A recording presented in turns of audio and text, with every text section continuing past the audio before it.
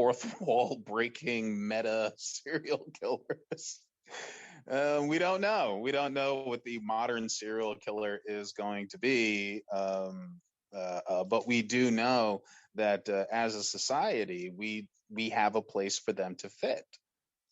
We do. I mean, like it or not, we have a place where certain criminals fit, where your mob bosses fit, where your gang members fit, where your drug dealers fit, where your abusive dad fits, and where serial killers fit. Well, it is interesting. I mean, he seems to sort of like take both sides of that line that you're talking about, because he almost has this very public part of it, the persona that he wants to come out with at the end. And yet when he does get caught, he demands to not be have a show trial. Like, he just wants to get to the killing. He just wants to get to the execution very quickly at the end. Right. And I mean, don't forget, it opens up the question. I mean, what would Charles Manson have done with YouTube? Shit. Right. Exactly. What would Richard Ramirez have done with I forgot the name of that, Twitter, or Reddit, what would Jeffrey Dahmer have done with Pinterest? Who knows? That's exactly it. So I mean, it kind of makes sense, but I mean, it doesn't matter if he didn't want to do the show trial. He already did the show. And as you come to the end there, you got me thinking on something that I hadn't thought of before, and why I didn't know that I didn't. When you mentioned about the show and about everything else and how it was, you mentioned you got me thinking about 4chan and incels, because that was kind of like keys. And I didn't even really understand that till just now. So forgive me. I'm still formulating the thought as I'm talking with you guys, but that's the fun. And that's what we come here to do. He is this sort of like, he is this incel who's not an incel, which is interesting. But in the army, he's considered very quiet by his friends, and he hasn't had a lot of experience, and he does start drinking very heavily. And then he's going totally nuts and going totally crazy. And, he's got this conflicted sexuality, and doesn't seem to have an outlet for it, and clearly doesn't have an outlet for it that anyone would consider healthy by the end of it. He kills couples. He kills couples, he kills men, he kills women, and he doesn't have that particular type that we're used to. But it does seem to be this weird kind of frustrated, as you say, that frustrated male energy that we are seeing on 4chan and on, Parler and all the other goddamn alt-right hangout spots.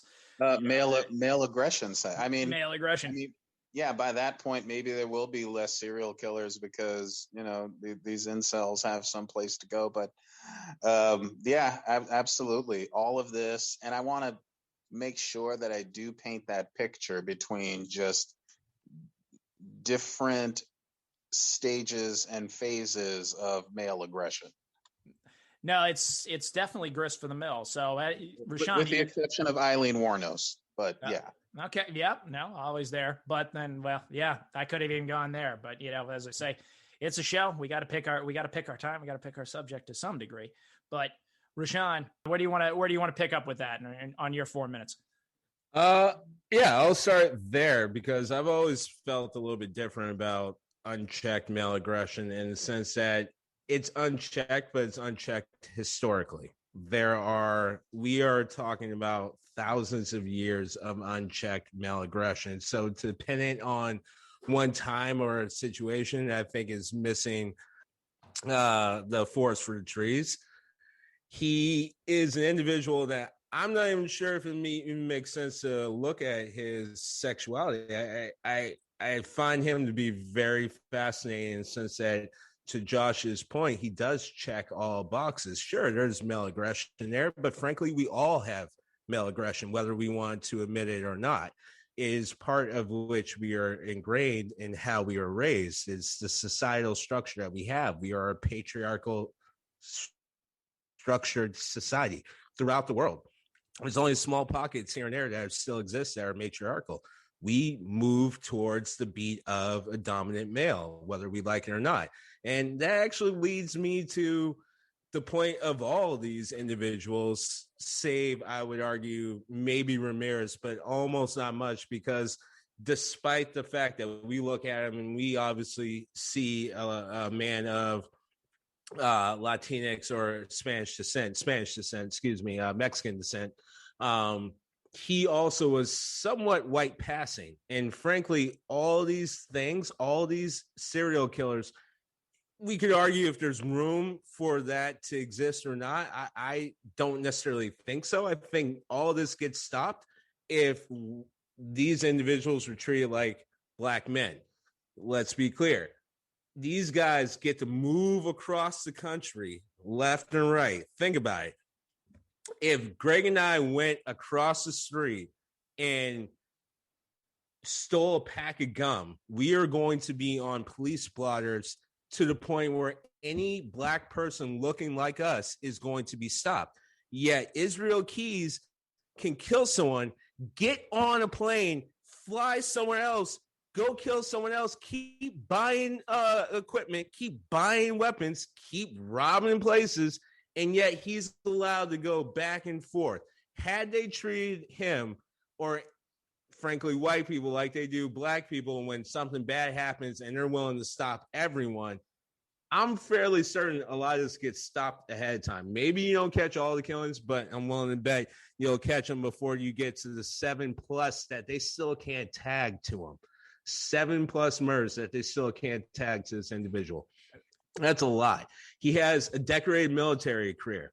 So if, again, that kind of points to what I was talking about a couple of minutes ago, in the sense that we are all ingrained into that patriarchal aggression that we move forward to. And the fact that there's a commonality between military careers of multiple serial killers that we talked about is not at all an accident. This guy was a decorated military specialist before he left, but he got unchecked. No one was paying attention to his aggression. No one was paying attention to his outbursts.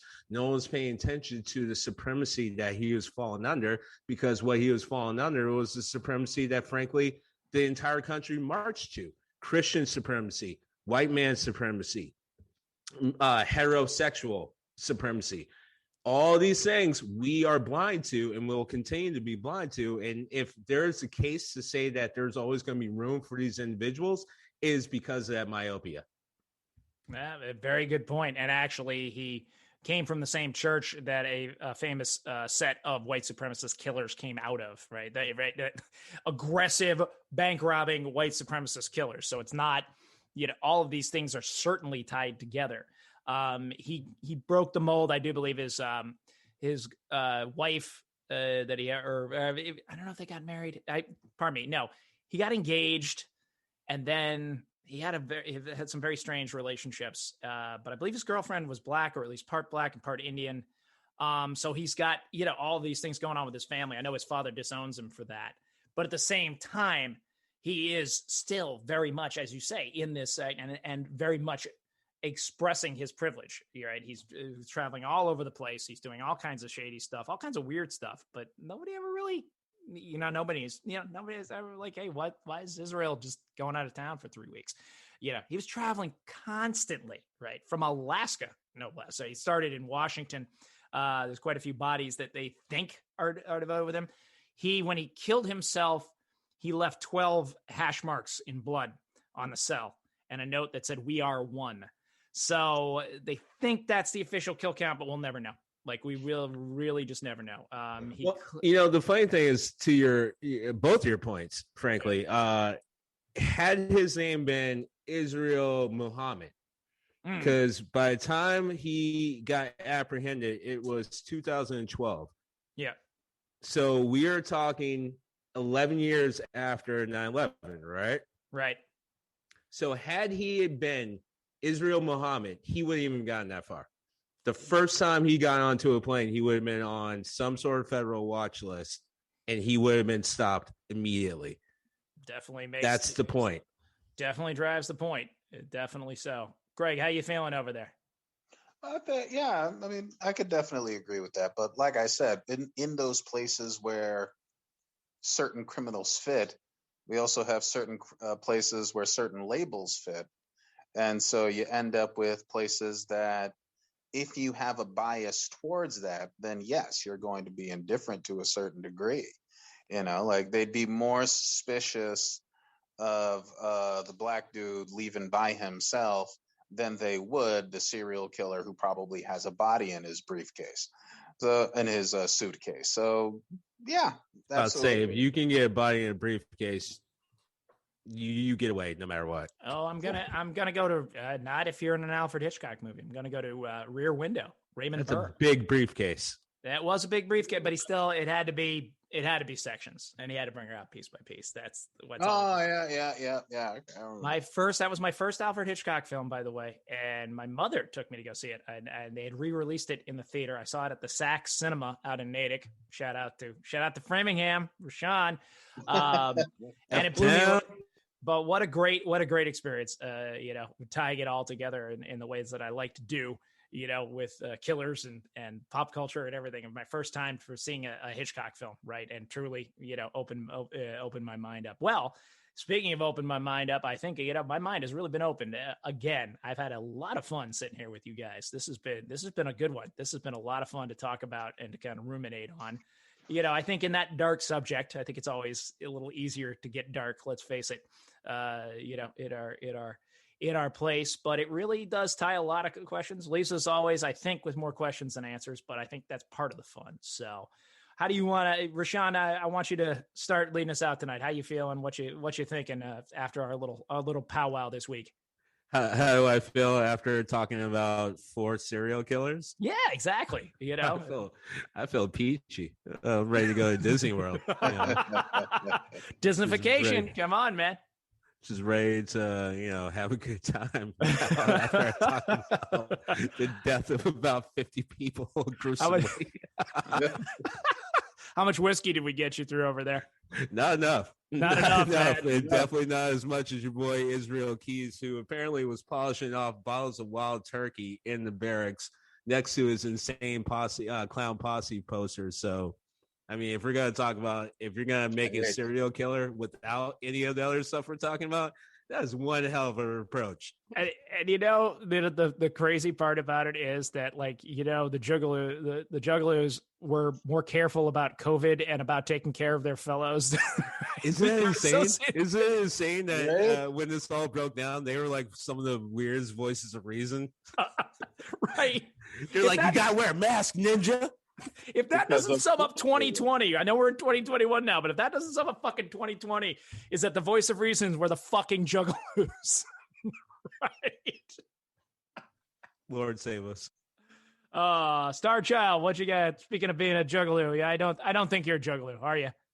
Oh no, I had a friend who got me into, or tried to get me into, Insane Clown Posse, because it's like as soon as I tell people, like, yeah, I'll try any kind of music, like, it just opens the fucking floodgates. But again, it's worth saying that Insane Clown Posse actually pretty righteous dudes. They really are. They really are. They really are. They got an appreciation and a respect for. Part of the reason they wear their stupid clown makeup is because they know damn well they're not representing Black culture.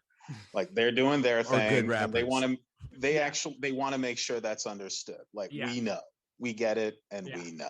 Yeah. And it's always a pleasure, always a good time talking to the two of you, and we love this subject. It's being an 80s kid like you guys, like, serial killers are somewhere around, like, I don't know, Kermit the Frog. Like, they're just pop culture symbols that have always been around for my whole life, strangely enough, for whatever reason, because of, well, marketing. So yeah, it's been a pleasure. And to our listeners, we're crying over you. Well, 2 things. One, Hannibal the Muppet is right there. You just skipped right over him. And then the second thing, or the chef. I mean, the chef definitely had some bodies. The chef, the Muppet, he definitely had some bodies. But the other thing is, I got to just interject. I just got to interject. Swedish. I'm just going back to that again. Yeah. Do not. But, I've got to get